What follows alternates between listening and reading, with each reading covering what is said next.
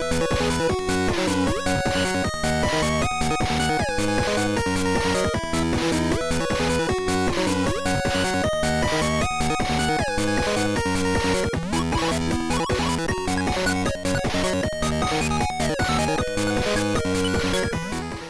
YouTube, Neosolid22 back again. It's New Year's Day, so Happy New Year to everybody. Got a lot of pickups to show. I got some additional Christmas stuff that I got for Christmas to show. So, you know, let's just get down to it. A lot of NES in this episode. My NES collection is nearing 500. In fact, with a couple of pickups I'm going to be making soon, it should be over 500. My goal this year is to get to 600. Which is getting tough because a lot of the commons are out of the way at this point. I mean, I'm left with some rather uncommon games, so it's going to get tough. A lot of this I'm paying closer to retail for, and it's just because you have to. You just don't run into a lot of this out in the wild. But let's get going. First I'll start off with a black box game. This is I picked this up at Prestige Electronics in Bridgeton, Missouri. I didn't have this one. I've been hunting for it for a while. I just haven't.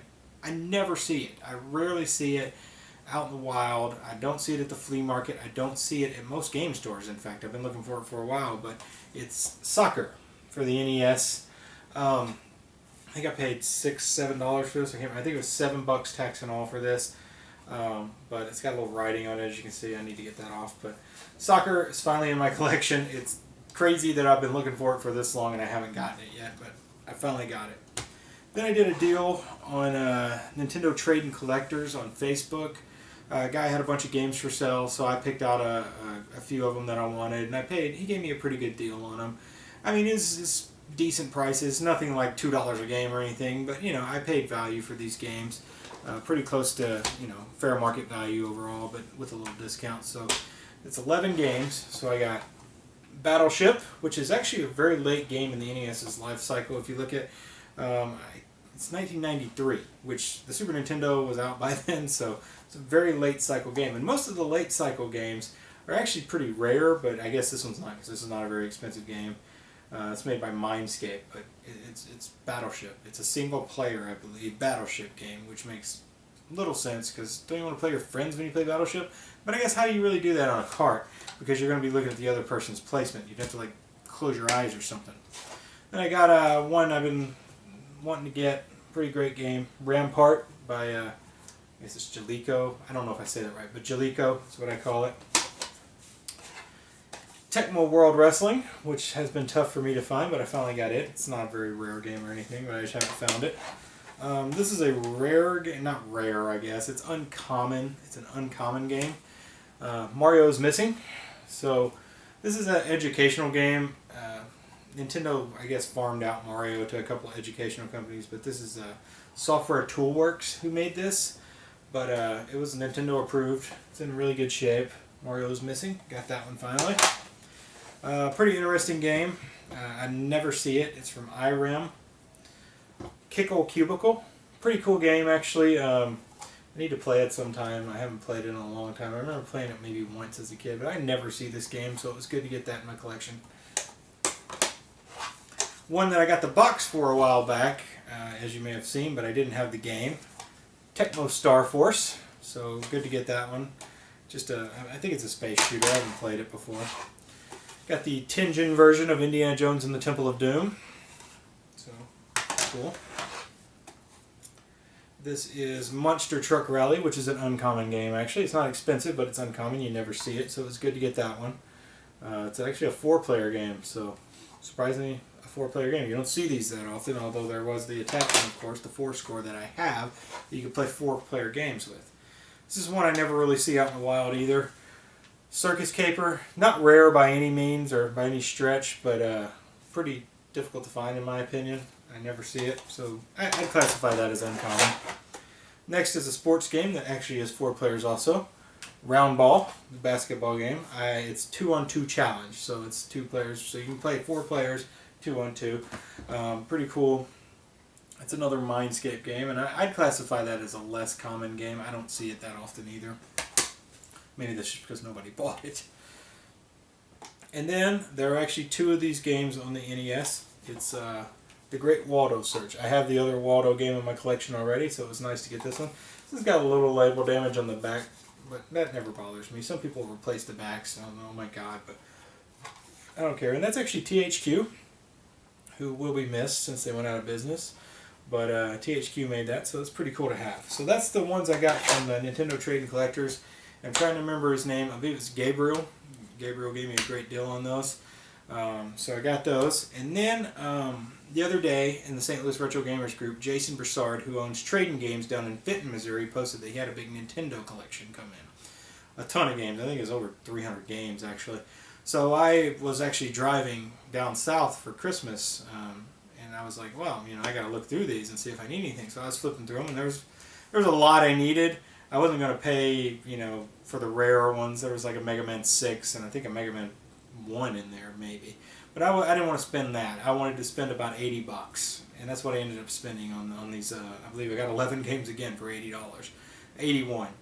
So I hopped on there on his website on my phone, and you can check out his website. It's tradinggames.com. Trade, the letter N, games.com. Great website. He ships.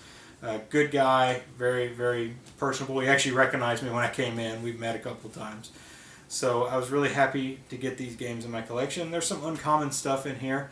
And one game that I think I was in agreement with Jason. He said he thinks it should be worth a lot more money because it's just not that common, and it's actually a Capcom game. And people love Capcom games, of course. But let's go through them real quick. So first thing, I got a couple of Bandai-made games. I may have another one here, but these are on top. I got Legends of the Diamond, which is actually an uncommon sports game. It's not very expensive.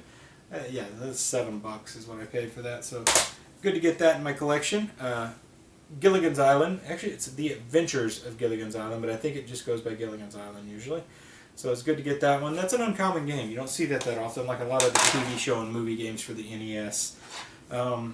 Classic Concentration from Game Tech.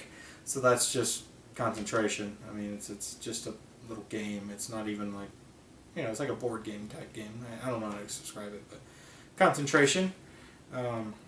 Based on the TV show, of course. It says it right there on the label. I could not remember that for some reason, but based on the TV show Concentration, so good to get that one. Then I got a Taito game, which, as most of you know, Taito games are usually rare if they were made towards the end of the life cycle. This is not a rare one, but I didn't have it. Dungeon Magic, so good to get that one in the collection. It's got the gold back label, as you know what that means. That means it has a battery in it. So totally would need to replace this battery probably. It probably doesn't save anymore, but good to have that. A game that I hardly ever see. It's not expensive. It's not like some of the other movie-based games that are more rare, but Dirty Harry.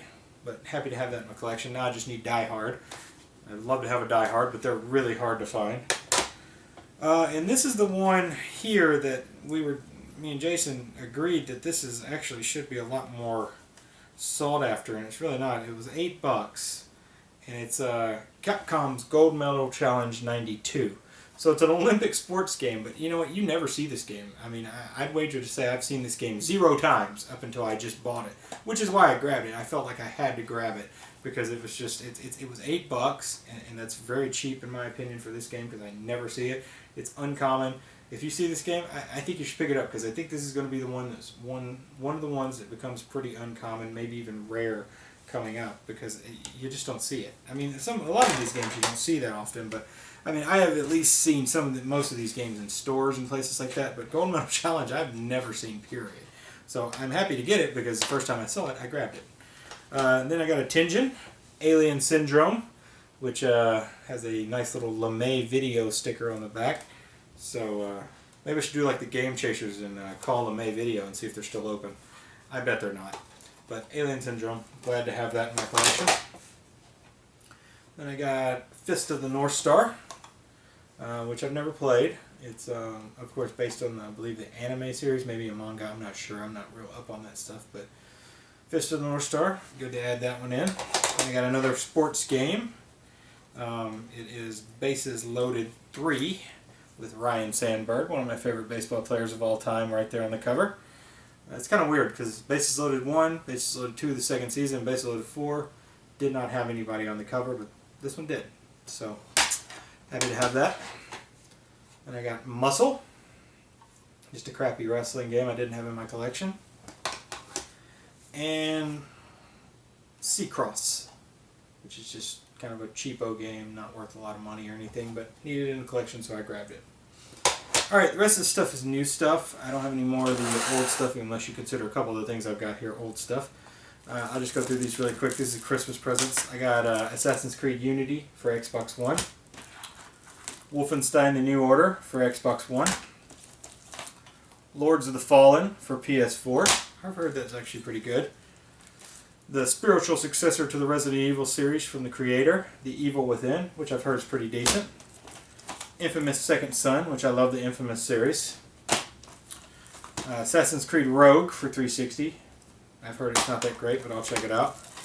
Borderlands, the pre-sequel for PS3. I love Borderlands, it's awesome. And Diablo 3 Reaper of Souls for the PlayStation 4. So I got those. Then my son got a 2DS, the clear red model, which is very cool. I'm glad Nintendo's kind of releasing some of these like retro-looking clear consoles that were all the rage like in the 90s, like the Game Boy Colors and things like that came out clear.